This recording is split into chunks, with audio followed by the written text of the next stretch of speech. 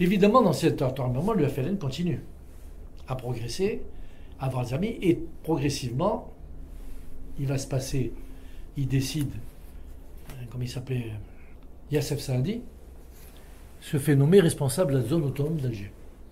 Et là, il va y avoir la bataille d'Alger, qui a fait couler beaucoup d'encre. Et Youssef Saadi va commencer à faire ses bombes. Et il y a évidemment la bombe dans les lampadaires, la bombe à l'automatique, enfin au cocardi, avec énormément de monde, et la bombe au casino de la Corniche. Avec beaucoup de morts, beaucoup d'estropiés. Et là, Alger va rentrer dans la terreur. On passe de Constantine à Alger dans la terreur. Et là, Alger va devenir à feu et à sang. Ça, c'était le basculement dans la guerre pour Alger Oui, même. C'était oui. à peu près quel... 56. 56. C'est... Alors, s'ils ont mis le paquet comme ça, je vais vous dire pourquoi. Tout simplement parce qu'ils se sont rendus compte qu'une partie de la gauche française s'était réalliée à l'idée de l'Algérie française. Et ils ont dit, il faut qu'on tape au cœur. Et c'est là qu'ils ont commencé à faire des attentats en France du reste. Il faut rentrer au cœur. Et ils ont attaqué Alger. Ils ont attaqué Alger avec, évidemment, un point de repli qui était à Casbah, qui était célèbre depuis Pépé le Moko. C'est vrai que cette Casbah, c'est un labyrinthe sans arrêt, mais ça peut vite contrôler. Il suffit de fermer tout autour, parce que c'est un quartier précis. Hein, comme le Vieux-Nice. Hein. Quand il y a le Vieux-Nice, je sais comment il faut le fermer. Hein. J'ai l'habitude, chez les deux boulevards qu'il faut fermer, et puis c'est terminé. Bon. Donc, arrive cette bataille d'Alger. Alors, le contingent arrive, avec tout ce que ça représente. D'abord, le choc psychologique en France. Et dans l'ensemble, contrairement à ce qu'on peut penser, là je défends un peu métropolitain, il y a eu un rejet, mais c'est pas un rejet, il y a eu un petit rejet, mais qui n'a pas été énorme.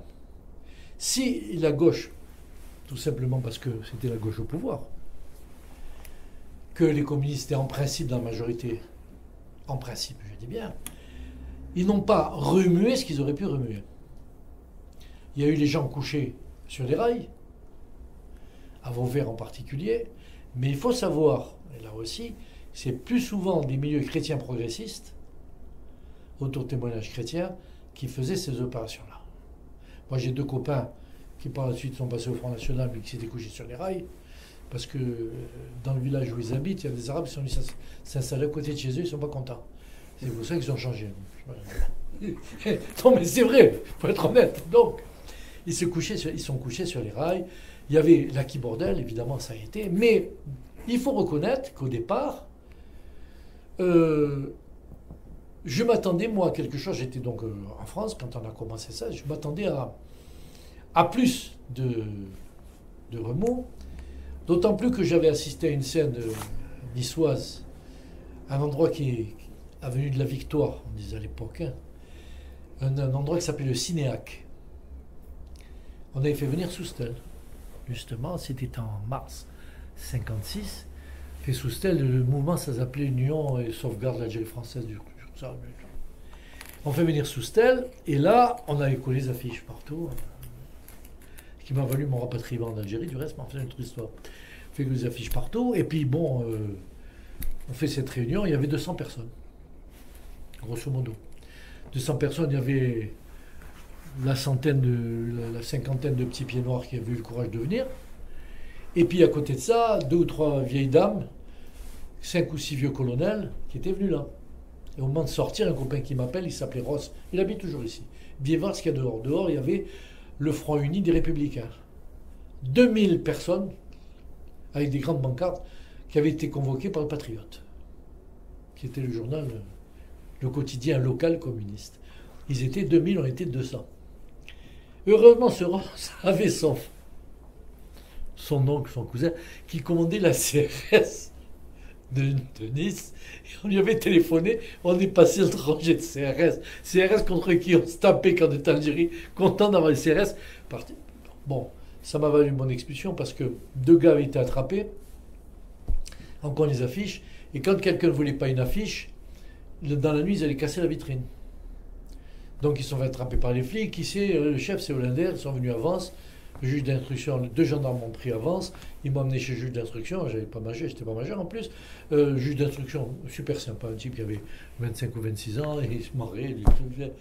Et il dit, bon, qu'est-ce que vous voulez? Il faut que je vous expulse du ressort de la cour d'appel d'Aix-en-Provence. Vous voulez vous envoyer? Ben renvoyez-moi chez moi. Et monsieur, j'ai eu 2 gendarmes de Vence jusqu'à Marseille. J'ai dormi avec 2 gendarmes, pas dans le même lit, dans 2 chambres différentes. Le pognon que ça peut coûter, ce genre d'histoire. Ils m'ont payé la chambre, les 2 gendarmes. Ils m'ont amené jusqu'à la passerelle de l'avion. Et là, je suis parti.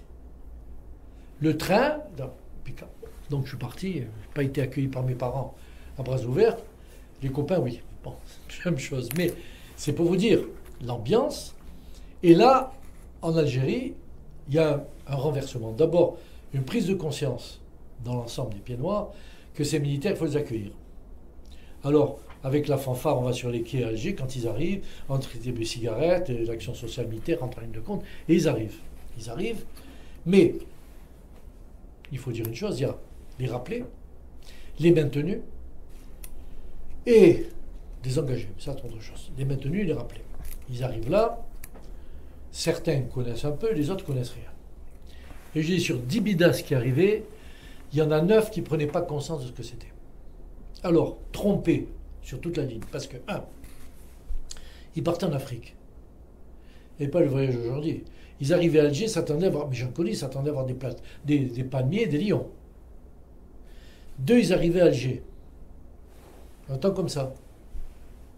On les mettait dans les camions, ils partaient à Batna, à Ngaous, à Harris. Ils arrivaient parfois, il y avait 1 mètre de neige. L'Afrique qu'ils imaginaient, c'était plus la même. Et là, la formation. À l'occasion, je montrais le petit livret qu'on distribuait pour apprendre l'arabe.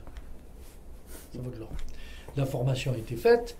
Les gars, soit ceux qui étaient envoyés, ils avaient déjà 6 ou 7 mois d'armée. Ils savaient ce qu'était un fusil. Les autres qui arrivaient. 2 mois de classe. Et après, ils étaient envoyés dans les postes. Ça s'est fait progressivement, ça s'est fait tout de suite. Parce que dans le premier temps, on n'avait pas fait le quadrillage. Le quadrillage va venir et tous ces bidas vont aller directement au quadrillage. Très peu d'unités vont se battre. Elles vont garder. Parallèlement avec les UT, les unités territoriales. Parallèlement, ils vont garder. Alors, les premières erreurs qui ont été faites, c'est qu'on a commencé à les envoyer sans formation. C'est l'histoire du massacre de Palestro, dont vous avez entendu parler. Ces gars sont partis. Alors, c'est ça la guerre révolutionnaire. Ils passaient la journée, ils sortaient à Palestro, il y avait le bistrot, ils allaient au bistrot, revenaient, quand c'est Tipa, copain, Mouloud, Asman, ils n'étaient pas les copains. Donc on les envoie en opération.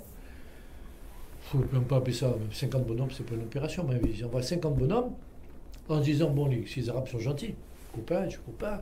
C'est vrai, ils vendent des cigarettes, ils partent. Alors, il a été prouvé du reste, quand on les a retrouvés. Le fusil, comme ça, les bras comme ça, et le transistor, pour ceux qui en avaient. Ils s'en vont tout contents, tout joyeux. Ils sont tombés sur DFLN, ils ont vu arriver, ils ont pris tout, ils les ont égorgés, terminé, ils ont emporté toutes les armes.